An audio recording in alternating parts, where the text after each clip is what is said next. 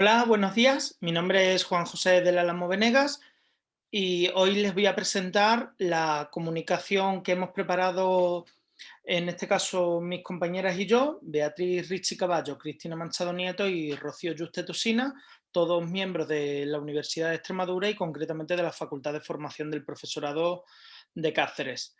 Como digo, esta comunicación se titula Agenda 2030 y la educación para el desarrollo sostenible, una experiencia didáctica innovadora con estudiantes de grado en educación primaria. A lo largo de esta comunicación nos vamos a centrar en una serie de clases y materiales didácticos que hemos preparado para llevar a cabo con los estudiantes, eh, en el que tratamos este tema. ¿Pero qué es la Agenda 2030 y qué son los ODS? Pues la Agenda 2030 es un plan de acción en favor de las personas, el planeta y la prosperidad para desarrollar acciones y medidas que hagan frente a varios de los problemas actuales y venideros, como son el cambio climático, la pobreza extrema, desigualdades de género, desigualdades laborales o de acceso a una educación de calidad, entre otras cuestiones. En total se conforma de 17 objetivos de desarrollo sostenible y 169 metas distribuidas a lo largo de estos 17 objetivos. Fue firmada por todos los Estados miembros de las Naciones Unidas junto a otras entidades públicas y privadas, de tal forma que ya no es algo solo de los gobiernos y sobre todo de los gobiernos de países más pobres o en vías de desarrollo como lo eran los objetivos del milenio, en el que aunque todos los países también firmaron y estaban dentro de ellos, el trabajo real recaía en aquellos países que menos tenían, siendo en este caso todo lo contrario, pues todos los países, todas las regiones, independientemente de su situación política, socioeconómica o histórica, puedan hacer frente al respecto. Entre estos objetivos de desarrollo sostenible se encuentra la educación de calidad, el ODS número 4. Dentro de este ODS, las universidades toman un papel primordial para la consecución de todos ellos, pero es en este concreto en el que las propias Naciones Unidas destacan que es desde el que debemos partir si queremos conseguir todos los demás. Entonces, en este ODS recae que los docentes y los futuros docentes tengan la importante misión de desarrollar una educación para el desarrollo sostenible, elemento integral de, como digo, todos los objetivos de desarrollo sostenible para su consecución. Entonces, es a raíz de este por el que nosotros decidimos crear una serie de seminarios en el que trabajásemos con los estudiantes todo el tema de la Agenda 2030, los ODS, partiendo de esa definición que da la propia Asamblea de las Naciones Unidas. Por lo tanto, el objetivo de esta investigación es el de desarrollar contenidos y competencias transversales relacionadas con la Agenda 2030 y el desarrollo sostenible que permitiesen a los estudiantes reflexionar, integrar y adaptar los ODS a sus metodologías de trabajo, sensibilizándoles de la importancia de los mismos y su papel esencial para la consecución de todos ellos. La metodología llevada a cabo es participativa y reflexiva, con una muestra de 134 estudiantes de grado en educación primaria de la asignatura de didáctica general. Eran 32 hombres y 62 mujeres, aunque en este caso el sexo no es algo que influya en la investigación. Eh, el trabajo que se realiza tiene una parte de preguntas reflexivas, de las que hablaremos un poco más adelante, las cuales son analizadas de manera cualitativa. En total, nos encontramos con 10 seminarios prácticos que se dividen en 4 fases. En un primer momento, el análisis de conocimientos previos con preguntas de indagación, desarrollo de contenido sobre el tema, resolución de caso práctico de manera colaborativa y reflexión individual final. En la fase 1, en cada fase vamos a poner un ejemplo para intentar que se entienda por lo menos la idea de lo que se ha ido haciendo y luego esta misma presentación y esta misma experiencia la publicaremos como, como artículo dentro de lo que son los capítulos que ofrece el Congreso de INTED.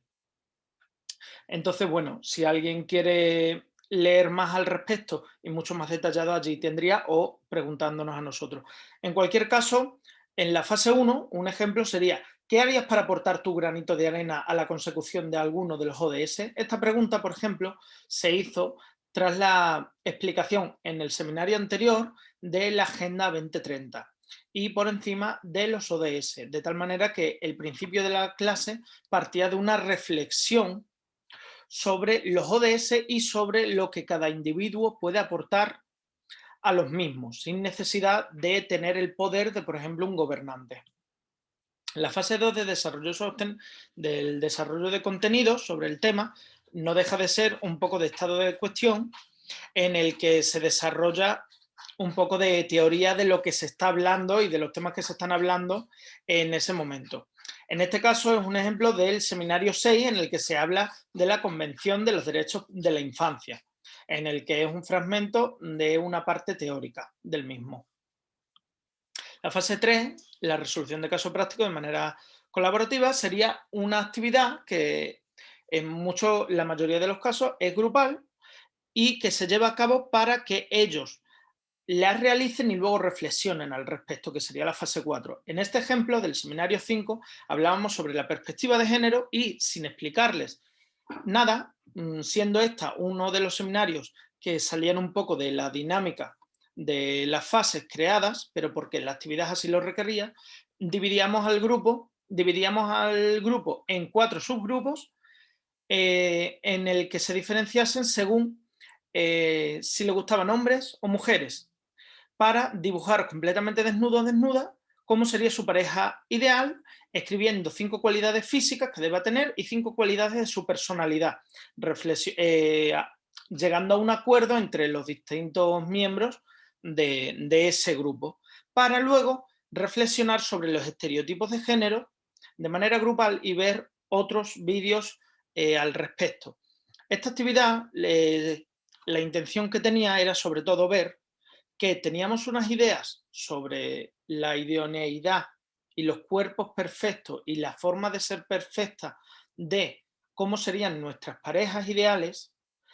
y luego nos damos cuenta de que realmente seguimos un prototipo, entre comillas, puesto por la sociedad, que es la sociedad la que de algún modo nos dice cómo es el cuerpo perfecto o la pareja perfecta. Y sin embargo, muchos de ellos y de ellas tenían parejas, o ellos mismos y ellas mismas no entraban dentro del propio perfil que habían dibujado o de ese propio perfil de cualidades que habían definido, o tenían pareja que no lo cumplían y aún así les llenaban, de manera que a lo mejor esa persona ideal nunca podría hacerlo. Por último, la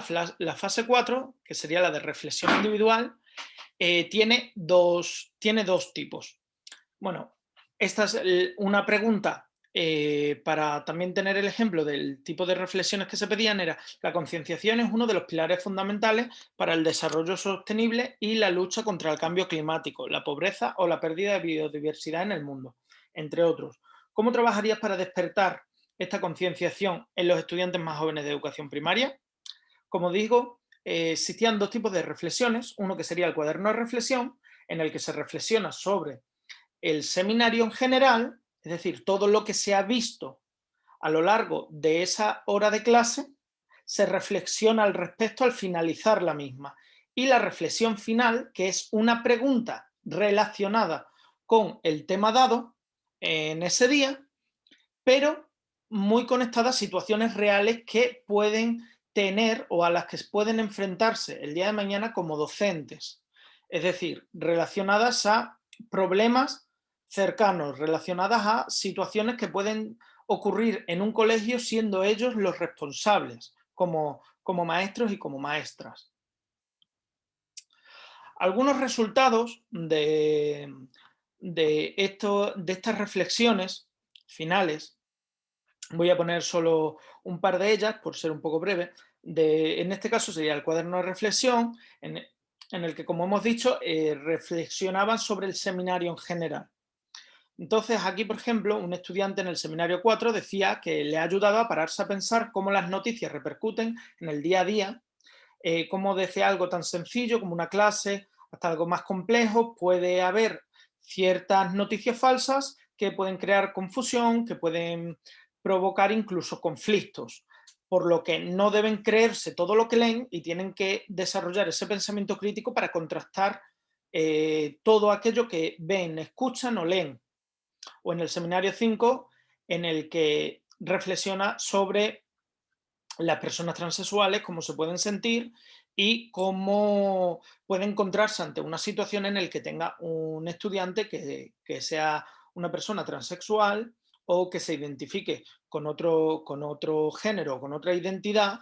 y que tenga que hacer frente y normalizarlo dentro de lo que es el entorno escolar.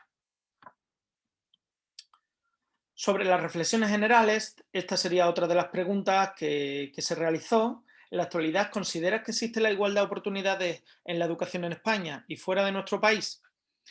En lo que otro estudiante decía que la educación española, bajo su punto de vista, tiende a no ser igualitaria para todos. Y hablaba de que el sistema educativo no llega a ser igualitario debido a que normalmente predominan muchos factores económicos, familiares, educativos, de iguales, etcétera, que condicionan a cada uno de los alumnos. Etiquetas que se le atribuyen y que les condicionan siempre. Esta, como digo, es una de las reflexiones de las preguntas finales que se hacían cuando se hablaba, en este caso se habló de las diferencias educativas o de acceso a la educación que se tiene, por ejemplo, en España, en comparación, o de un país europeo en comparación con un país, por ejemplo, africano.